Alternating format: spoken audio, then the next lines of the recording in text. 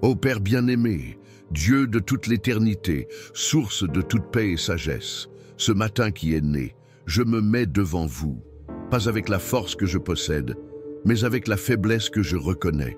Mon cœur cherche refuge en votre présence, car le monde extérieur a déjà commencé sa race frénétique, ses cornes, ses urgences, ses pressions. Mais ici, à ce moment sacré, je cherche quelque chose de différent. Je cherche ta voix. Je suis venu dans ce lieu de prière parce que mon âme aspire à une prière pour la patience et la compréhension. J'ai tapé ces mots, j'ai cliqué sur cette vidéo parce que je ressens un poids, une urgence d'apprendre l'art sacré à attendre, à comprendre l'incompréhensible. Ma recherche de cette prière de patience et de compréhension n'est pas un désir superficiel, Seigneur, mais un cri de l'âme par l'équilibre dans le chaos, pour l'empathie au milieu de l'indifférence. Et ta parole, comme un phare dans la brume de mon agitation, murmure ma direction. Elle me guide vers le psaume 37, verset 7 qui dit « Reposez-vous dans le Seigneur et attendez en lui. Ne vous indigne pas à cause de l'homme qui prospère à sa manière, à cause de ce que conduit son inconduite. » Ce mot « repose » semble presque comme un défi impossible dans un monde qui glorifie l'agitation. Mais c'est votre commande, votre invitation aimante. Et c'est pourquoi je suis ici, ouvert, pour apprendre à se reposer, à attendre et à trouver la vraie patience et la compréhension qui ne peuvent venir que de vous. Seigneur, que cette prière soit la première graine d'un matin différent. Un matin où mon horaire ne dicte pas le rythme de mon cœur, mais où votre présence établit la paix. Je demande à votre Saint-Esprit de commencer à servir mon esprit, apaisant les pensées turbulentes. Je lui demande de toucher mon corps, relaxant la tension des épaules, la rigidité du cou, l'étanchéité dans la poitrine que l'anxiété construit. J'inspire profondément votre grâce et expire ma hâte. J'inspire votre temps, vos kairos, et j'expire la tyrannie de mes chronos. Que chaque mot de cette prière soit comme un baume, guérissant les blessures de l'impatience, les cicatrices des malentendus et les frustrations accumulées. Je veux, plus que tout, apprendre le secret de ce repos actif, cette attente confiante. Je veux ma matinée et toute ma journée être marqué par cet équilibre, cette empathie et cette sagesse que votre parole me promet aujourd'hui. Cela commence en moi maintenant le travail de transformation que vous ne pouvez faire que. Au nom de Jésus, je m'ouvre à vous. Amen. Père, commençons par ce premier mot, cet ordre qui est un cadeau. Reste. Que voulez-vous vraiment vous reposer en vous? L'image qui me vient à l'esprit est celle d'un petit enfant qui, après une journée de blagues et de chutes, rit et pleure, niche dans les bras sûrs de son père. Elle ne se soucie pas du dîner, des factures à payer, avec les dangers de la nuit. Elle ferme simplement les yeux, ressent la chaleur, entend le rythme du cœur qui l'aime et dort. Son repos n'est pas l'absence de problème, mais la présence d'une confiance absolue. Seigneur, je veux ce repos. Je veux désarrêter l'autotension qui me fait croire que je dois tout résoudre, tout contrôler, tout comprendre. Cette autotension est la racine de mon agitation. Cela me met au centre de l'univers, un endroit que vous ne pouvez occuper que. Et quand j'essaie d'être mon propre Dieu, je porte un fardeau très lourd à mes épaules. Le fardeau de prédire l'avenir, de la manipulation des résultats, d'assurer ma propre sécurité. Jésus, vous avez même fait de nous une invitation qui fait écho à ce psaume parfaitement. Dans Matthieu 11, 28-29, vous avez dit « Venez à moi, tous ceux qui sont fatigués et opprimés, et je vous soulagerai. Prenez mon joug sur vous et apprenez de moi que je suis doux et humble de cœur, et vous trouverez du repos pour votre âme. Le reste que vous proposez n'est pas une inertie. Il n'est pas assis et s'attend à ce que tout tombe du ciel. C'est un échange. Je vous donne mon joug lourd, le joug de préoccupation, d'anxiété, de contrôle, d'impatience. Et je prends votre joug, ce qui est fluide. Et quel est votre joug? C'est celle de la confiance, celle de l'obéissance, celle de la foi que le Père contrôle. C'est apprendre de vous. Vous êtes doux et humble. La douceur n'est pas une faiblesse, mais la force sous contrôle. L'humilité n'est pas de se pencher, mais de reconnaître la véritable source de tout pouvoir. Donc, reposer sur vous est un acte d'humilité. C'est pour dire, Dieu, je ne peux pas, mais tu peux. Je ne sais pas le chemin, mais tu es le chemin. Je n'ai pas les réponses, mais tu es la vérité et la vie. En ce moment même, je pratique ce repos. Je me visualise en mettant chacune de mes préoccupations, une par un, sur un autel devant vous. Le souci de ce membre difficile de la famille, je l'ai mise sur l'autel. L'anxiété à propos de mon avenir professionnel, je l'ai mise sur l'autel. La peur de la rareté, la frustration avec une situation qui ne change pas, la douleur d'un mot qui m'a blessé. Je mets tout devant vous. Et ce faisant, je sens mes épaules devenir plus légères. Je pense que l'espace qui préoccupe était rempli d'une paix qui ne vient pas de moi. Une paix qui dépasse toute compréhension, comme Paul a écrit aux Philippiens. C'est la première étape vers la patience. Videz l'agitation à remplir de votre paix. Maintenant, Seigneur, la deuxième partie de votre commande. Et attendez. Ah, l'attente. Peut-être la discipline spirituelle la plus difficile pour ma génération. Nous sommes la génération d'immédiateté et de téléchargement instantané. Le message visualisé et sans réponse qui génère déjà de l'anxiété. L'attente semble être une perte de temps, un vide, un défaut du système. Mais dans votre économie, dans votre génie de l'âme, la salle d'attente est en fait la salle d'opération. C'est l'atelier de Potter. Il s'attend à ce que vous fassiez le travail le plus profond. C'est pendant que nous nous attendons à ce que vous moundiez. Je me souviens d'Abraham et Sarah. Vous vous avez promis un enfant, aussi grand que les étoiles. Et puis, le silence. Les années passent, décennies. La jeunesse est partie, l'espoir naturel s'est flétri. Ils ont essayé de aider votre promesse avec Agar, et cela n'a généré plus de douleur et de complications. Leur impatience a créé un conflit qui se répercute à ce jour. Monsieur, combien de fois n'ai-je pas essayé de vous aider non plus? Combien de fois, dans mon empressement à voir votre promesse remplie, je n'ai pas pris de raccourcis, des portes forcées que vous n'avez pas ouvertes et créé mon propre Ismaïs? Pardonnez-moi, Père. Pardonnez-moi pour ma hâte, mon manque de foi dans vos processus. L'histoire d'Abraham m'apprend que l'attente n'était pas une punition, mais une préparation.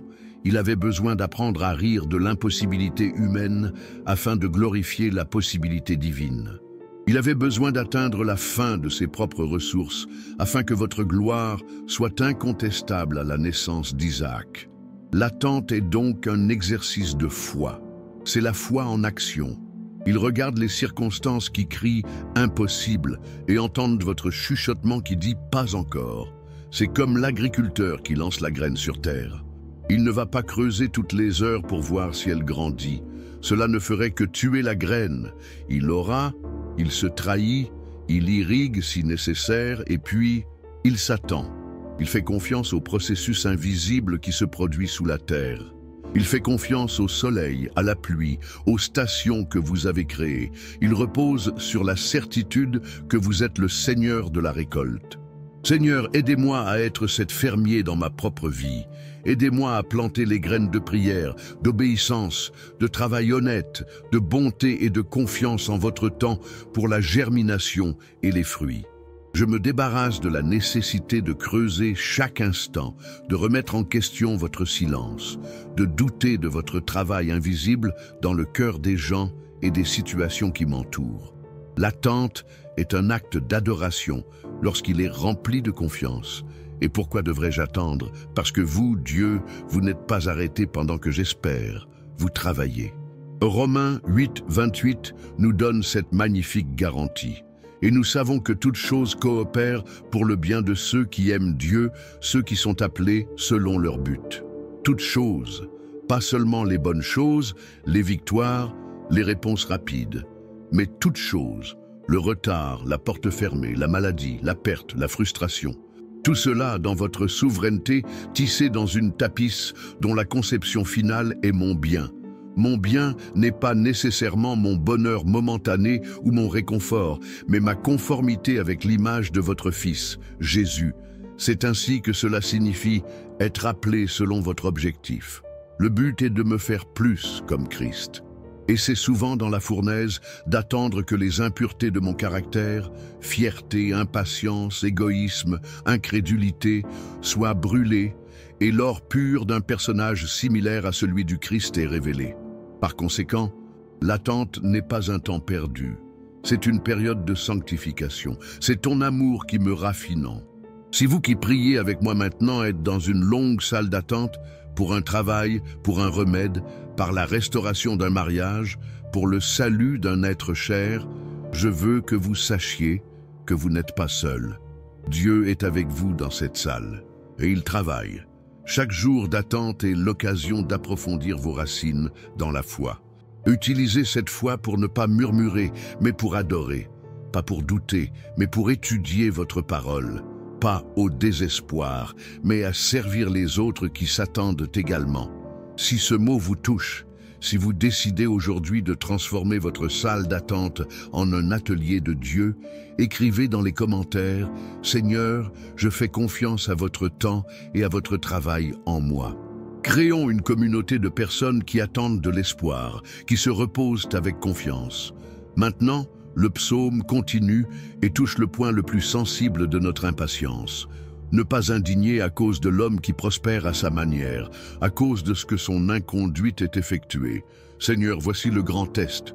C'est une chose de vous attendre lorsque nous sommes seuls dans notre désert.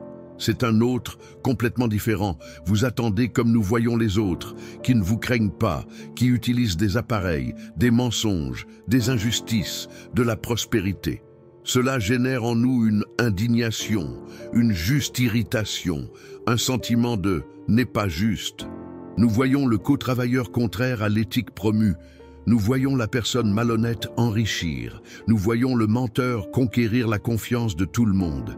Et nous qui essayons de marcher dans la justice, qui prie, qui attend en vous, semblent être laissés pour compte. Le psalmiste Asaphée, dans le psaume 73, a exprimé cette même angoisse. Il a dit « Quant à moi, mes pieds ont presque refusé. Peu manquait pour me glisser des pas, car j'étais jaloux du superbe, voyant la prospérité des méchants. Cette indignation, Père, est un appât de Satan. Elle nous retire de notre lieu de repos et nous met à la place d'un juge. Elle dépasse notre objectif de votre fidélité et la met dans l'injustice apparente du monde. Il nous remplit d'amertume, de cynisme et d'envie qui sont corrosifs à l'âme.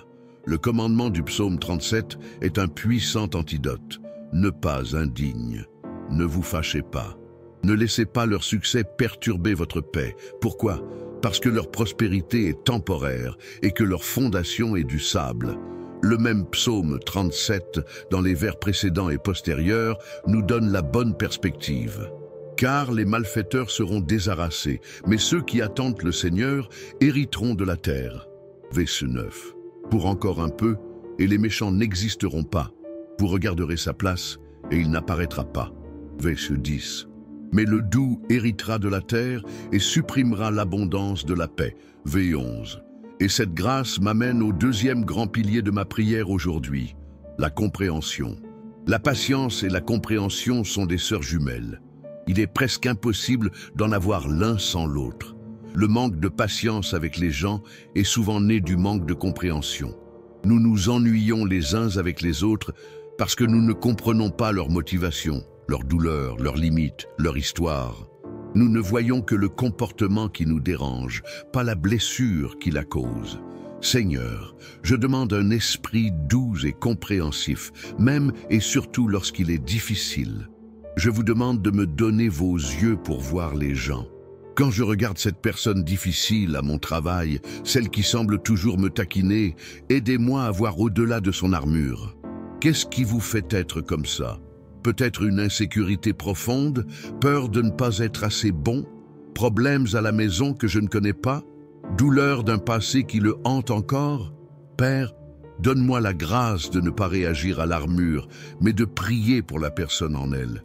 Jésus était le maître de la compréhension. Il a regardé Zachéus, le collecteur d'impôts détesté par tous, et n'a pas vu de voleur, mais un homme à la recherche de rachat, si désespéré de voir celui qui est monté dans un arbre.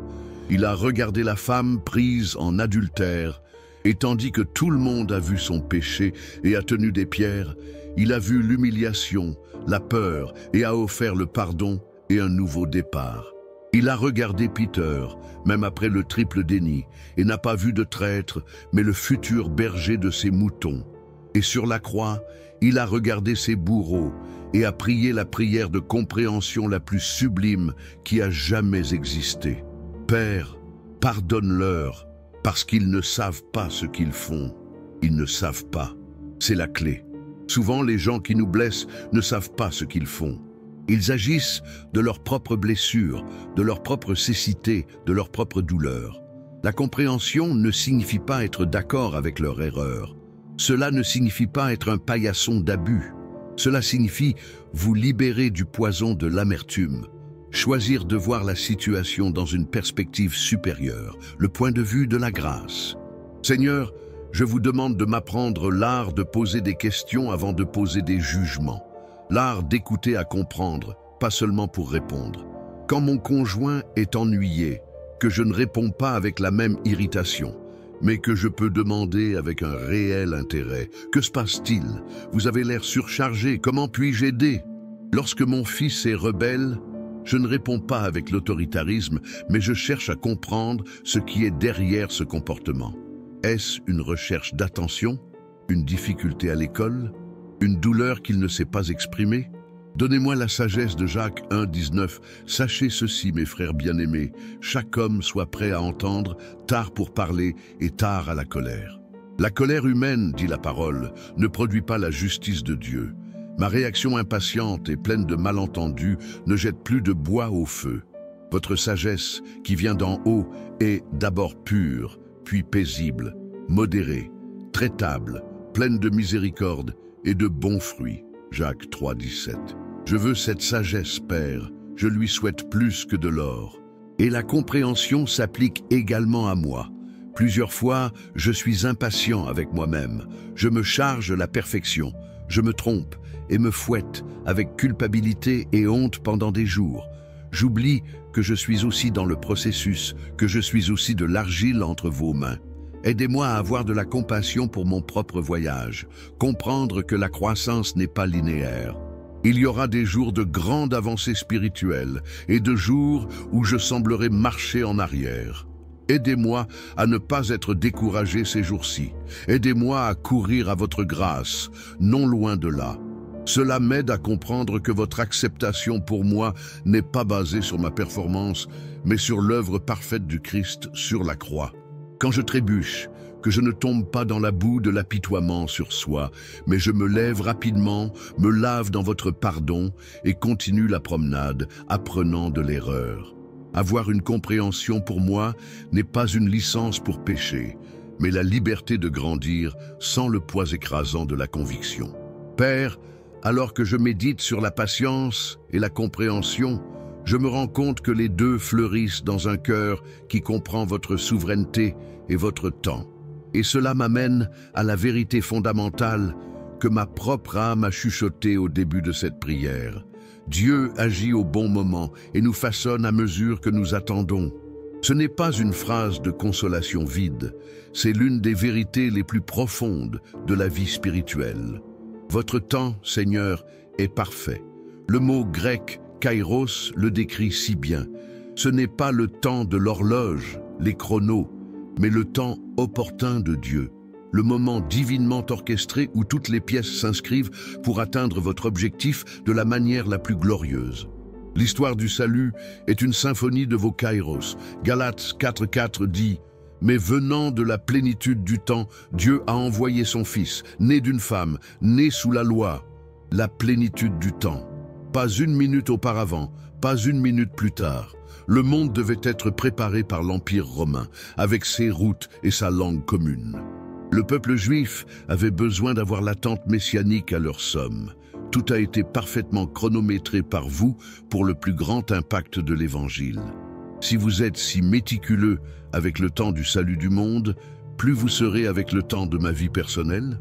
Avec la réponse à cette prière, je l'ai dit il y a, avec l'arrivée de cette porte ouverte que je désire, avec la guérison de cette blessure émotionnelle qui fait encore mal. Mon problème est que je regarde ma montre, mais vous regardez mon cœur. Je veux la solution rapide, mais vous voulez ma transformation profonde. Je veux le miracle, mais vous voulez me forger la maturité que seule l'attente peut produire. L'histoire de Joseph en est l'exemple maximum. Vendu en tant qu'esclave, faussement accusé, oublié en prison. D'un point de vue humain, une perte d'années, une série de terribles injustices. Mais de votre point de vue, chaque étape était un élément essentiel de vos kairos. Chez Potiphar, il a appris l'administration égyptienne. En prison, il a appris à faire face à la bureaucratie et à interpréter les rêves. Chaque instant d'attente le préparait au trône. Lorsque le bon moment est arrivé, il n'était plus un jeune berger arrogant. C'était un homme humble, sage et indulgent, prêt à sauver les nations. En fin de compte, il pouvait dire à ses frères, avec une compréhension complète de votre processus, « Vous, en fait, êtes venus au mal contre moi, mais Dieu avait l'intention de bon, de faire ce jour-là, de garder beaucoup de gens dans la vie. » Genèse 50, 20. Et que voulez-vous que je fasse pendant que j'espère? Le psaume 37 nous donne des instructions claires. Ce n'est pas une attente passive. Verset 3, « Faites confiance au Seigneur et faites du bien. Vous vous habiterez sur terre et vous serez vraiment nourris. » Verset 4, « Processez-vous également dans le Seigneur et il vous accordera ce que votre cœur désire. » Verset 5, « Donnez votre chemin au Seigneur. Faites confiance en lui et il le fera. » Verset 27, « Partez du mal et faites du bien, et vous aurez à l'étranger pour toujours. » L'attente biblique est active. C'est le moment de faire confiance, de faire le bien, de se réjouir de Dieu, de renoncer aux voies, de s'écarter du mal. En attendant la promotion, je serai le meilleur employé que je puisse être dans mon poste actuel. En attendant le remède, je m'occuperai de mon corps du mieux que je peux et je serai reconnaissant pour la santé que j'ai. Alors que j'attends la restauration d'une relation, je travaillerai dans mon propre caractère, me faisant une personne plus gentille et indulgente. Alors que j'attends le salut d'un être cher, je lui serai la lettre de vie du Christ, vivant l'Évangile d'une manière attrayante. L'attente n'est pas un parking, c'est une route, un voyage de croissance et de service. Vers ce matin, je vous demande que ma prière de patience et de compréhension se traduira par des actions concrètes, que ma matinée soit marquée par l'équilibre, l'empathie et la sagesse. Équilibrez pas pour me faire transporter les extrêmes de l'anxiété ou de l'apathie, mais pour marcher sur la corde serrée de la confiance active. Empathie pour regarder chaque personne qui se croise aujourd'hui, non pas comme un obstacle ou un outil, mais comme une âme précieuse, créée à votre image, avec ses propres luttes et douleurs. Et la sagesse, ô Seigneur, sagesse de discerner votre temps, de comprendre votre processus, d'appliquer votre parole à chaque décision, grande ou petite. Que ma première réaction à être confronté à une personne difficile n'est pas une irritation, mais une prière silencieuse. Seigneur, donne-moi une compréhension. Que ma première réaction à un retard frustrante ne soit pas le murmure, mais un soupir de reddition. Seigneur, je me repose et j'espère en toi. Et quand la nuit arrive et je regarde en arrière sur ma journée, que je peux voir les fruits de ce repos et cette attente. Peut-être que le fruit est un mot accidenté que je n'ai pas dit. C'est peut-être un geste de gentillesse envers quelqu'un qui ne le méritait pas. C'est peut-être une paix intérieure qui a persisté même au milieu d'une tempête extérieure. Ce sont les vrais miracles. C'est une vraie prospérité. C'est le personnage du Christ formé en moi, et cela vaut plus que toutes les réponses rapides que mon impatience veut tellement. Père, alors que nous approchons de la fin de cette longue et profonde conversation matinale, je veux sceller ces vérités dans mon cœur. Je veux récapituler le chemin que nous avons parcouru ensemble.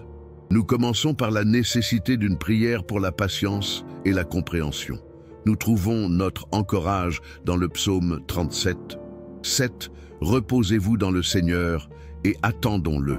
Nous avons appris que le repos n'est pas une passivité, mais un échange de yoks avec le Christ, un acte d'humilité et de confiance. Nous avons appris que l'attente n'est pas du temps perdu, mais l'atelier de Dieu, où il nous prépare, nous nettoie et nous façonne à l'image de son Fils, agissant dans son moment idéal. c'est Kairos. Nous sommes confrontés à la tentation de l'indignation, à nous comparer à ceux qui prospèrent à des voies tordues et à choisir la perspective éternelle, en nous concentrant sur la véritable richesse qui est votre présence. Nous avons plongé dans le besoin de comprendre, demandant à vos yeux de voir les autres et nous-mêmes avec grâce et miséricorde, apprenant à être en retard pour hisser et prêts à écouter. Et enfin, nous embrassons le processus, la vérité que vous nous façonnez en attendant, transformant nos afflictions en étapes, en une connaissance plus profonde de vous. Seigneur, que cette prière n'est pas seulement un beau moment, mais un bassin versant de ma vie. Que le Saint-Esprit continue d'arroser ses graines tout au long de ma journée, ma semaine, ma vie. Que la patience et la compréhension deviennent des marques enregistrées de mon caractère, des témoignages vivants de votre pouvoir de transformation. Je tiens à vous remercier pour cette foi. Merci pour votre parole vivante et efficace. Merci pour votre esprit qui nous réconforte, nous enseigne et nous guide. Merci Jésus pour Jésus, l'exemple parfait de patience et de compréhension, qui a enduré la croix pour nous, en attendant la joie qui lui a été proposée. Et maintenant, je vous demande de prolonger votre main de bénédiction sur chaque personne qui a dit cette prière avec moi, jusqu'à la fin. Chaque âme qui cherche un refuge en vous pour son impatience. Chaque cœur qui aspire à plus d'empathie. Père, cette paix qui dépasse toute compréhension inonde votre esprit et vos cœurs en ce moment. Que la force de s'attendre avec espoir soit renouvelée. Cette sagesse pour gérer les gens et les situations difficiles se répartit abondamment. Que ce matin soit, en fait, le début d'un nouveau jour marqué par votre équilibre, votre empathie et votre sagesse. Qu'au cours de cette journée, ils peuvent ressentir votre présence comme un bouclier protecteur contre l'anxiété et l'irritation. Et qu'ils soient des porteurs de votre paix partout où ils marchent. Si cette prière profonde a été une bénédiction pour vous, si vous ressentez le toucher de Dieu et que nous voulions que nous poursuivions ce voyage ensemble chaque matin, je vous invite à vous abonner à la chaîne et à activer les notifications. Ainsi, vous ne perdrez pas notre prochaine rencontre avec le Père. Votre inscription nous aide à atteindre plus de gens qui, comme nous, ont besoin de commencer la journée ancrée dans la parole de Dieu. Et pour sceller cette prière, pour déclarer que vous avez reçu ce mot dans votre esprit, laissez votre « Amen » dans les commentaires. Chaque « Amen » est une déclaration de foi et renforce notre communauté de prière. Merci de me rejoindre dans cette recherche. Allez en paix et que la patience et la compréhension du Seigneur soient votre force. Amen.